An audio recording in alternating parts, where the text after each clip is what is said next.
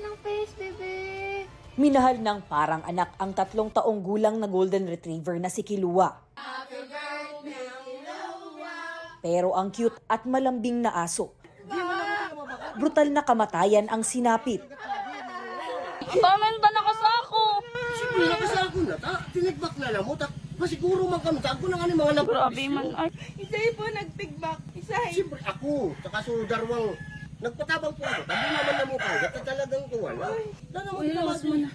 Hinampas si Kilua at isinilid sa sako. Inilabas siya sa sako ng lalaking pumatay sa kanya.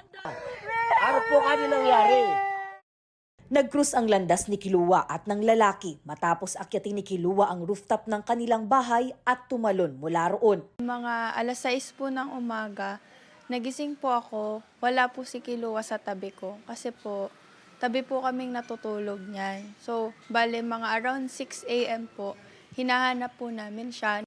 Dinamba ni Kilua ang isang residente na nagpatulong naman daw sa lalaking pumatay sa aso. Sa isa pang CCTV, makikitang hinabol ng lalaki si Kilua at saka hinampas ng kahoy. Yung aso, tumawid doon. Yung inaano ko yung matanda, bumalik. Talagang ako naman sinakmal. Buti na lang, dito lang yung tama ko. Dito sa paa. Pumasok yun doon sa tindahan namin. 2 nang nakagat eh. Yung matanda, ako, pati yung asawa ko, kakagatin pa. Giit ng nakapatay kay Kilua, hindi niya intensyong katayin ang aso. Humarap naman sa barangay ang residenteng kinagat umano ni Kilua.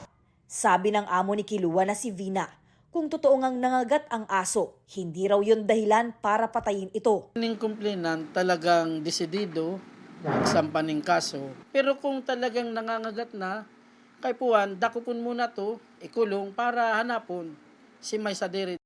Labag sa Animal Welfare Act ang pang-aabuso at pagmamaltrato sa mga domesticated animal, gaya ng mga aso. Magiging penalty niya is 6 months to 1 year ang imprisonment, and meron siyang doon na parang fine or multa na 1,000 to 30,000. Pwede ang mga ido, sanaw ka na ro. Iga ko. Kuha ito sa tapat ng isang restaurant sa Malate, Maynila, kung saan napasugod ang isang Korean national hanggang sa nagkaroon na ng habulan at takbuhan. Ayon sa may-ari ng restaurant, nasa Baguio siya nang mangyari ang insidente. Tinawagan daw siya ng tauhan niya para sabihang sinaksak ng dayuhan ng alaga niyang aso, sa pag-aakalang isa ito sa mga asong galang humabol at kumagat sa kanya. Nung nakagat siya, naglakad siya papunta doon sa restaurant namin. Nagpatulong siya. So tinulungan siya ng isang empleyado namin na hinugasan yung sugat niya.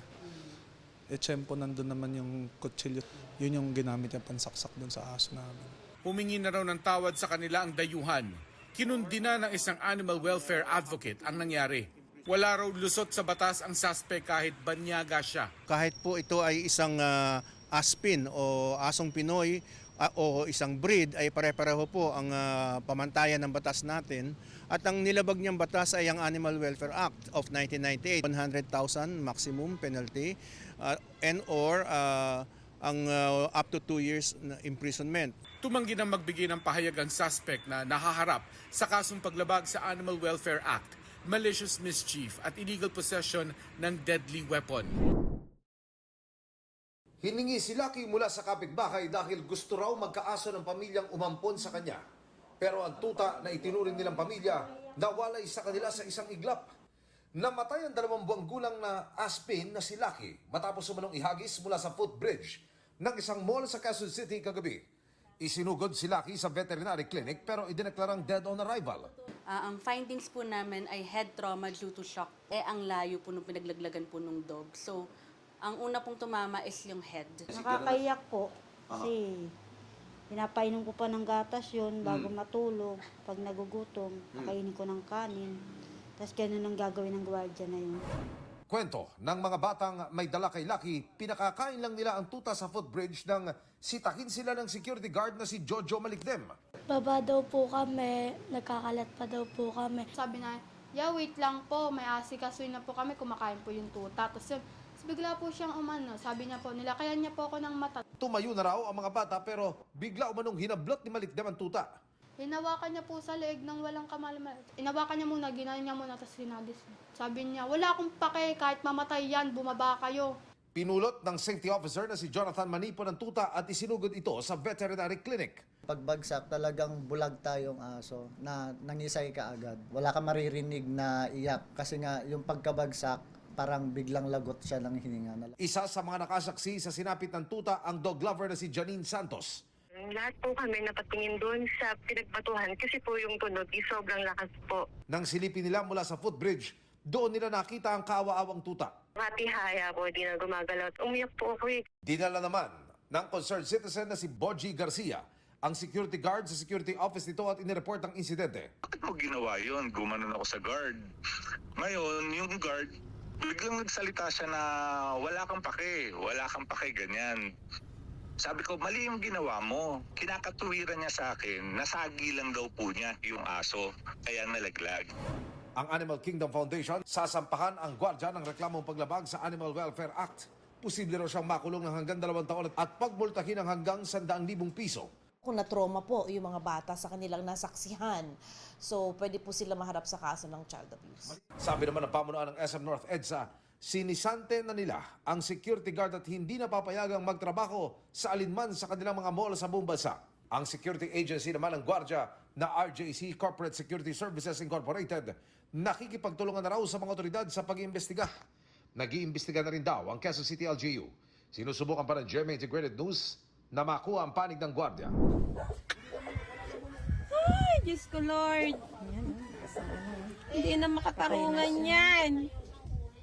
Karimari-mari mang dinatnan ni Yvette Mayo sa cat pound ng Barangay San Jose sa Dasmariñas, Cavite. Ang 2 pusa, halos kalansay na lang matapos kainin ng mga kapwa pusa. Patay na rin ng isa pang pusa. May sakit na itong isa.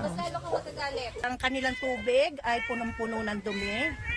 Ang pakay lang dapat ni Yvette noon, tumulong sa paghahanap ng nawawalang pusa ng kanyang kaibigan. Parang hindi na po maalis sa isip ko yung mga buto. Kung kumakain na ng everyday, hindi kayong kakain ng 2 cats. Nabutot balat na. Nakiusap siya sa barangay na kukunin ng mga pusa para dalhin sa shelter. Pero pinakawalan daw ang 20 pusa kinabukasan. Giit ng barangay, 2 beses daw sa isang araw nilang pinakakain ng mga pusa. Posible raw na nag-away ang 3 pusa kaya namatay. Hindi naman po talaga namin mababantayan 24 oras. So nung napapansin nila, pag pinapakain, nag-aaway-away yung mga pusa. Duda ang Philippine Animal Welfare Society. Pwedeng it's because of starvation, because wala nang ibang pagkain. Ang mga causes ng cannibalism, pwedeng stress-related yan o pwedeng may aggressive behavior. No? Hindi yan automatically na dahil nagugutom. Yung stress of confinement. Ininspeksyon na raw ng Dasmariñas City Veterinary Office ang cat pound. Hindi naman siya overcrowded yung kanyang impounding facility. Proper naman yung size ng cage. Iniimbestigahan nila kung nagpabaya ang barangay officials pati ang pagpapakawala sa mga pusa. We ask na temporarily i-hold muna niya yung kanyang impounding until maayos namin yung system niya. Pinana sa ulo ang isang pusa sa Davao City. Dinala ito ng isang concerned citizen sa veterinaryo para maoperahan. Nahirapan ang mga doktor sa pag-alis ng pana dahil tinamaan ng utak ng pusa. Ligtas na ngayon ng pusa, hindi pa nakikilala kung sino ang pumana rito. Sa Naga City naman, natagpuan sa isang eskinita ang isang patay na pusa. Labis ang hinagpis ng fur parent ni Melon na naniniwalang may humampas sa kanyang alaga kaya namatay. Ayon sa ibang residente, hindi ito ang unang beses na may namatay na alagang pusa sa lugar. Inaalam pa ng barangay kung sino ang nasa likod ng mga insidente ng animal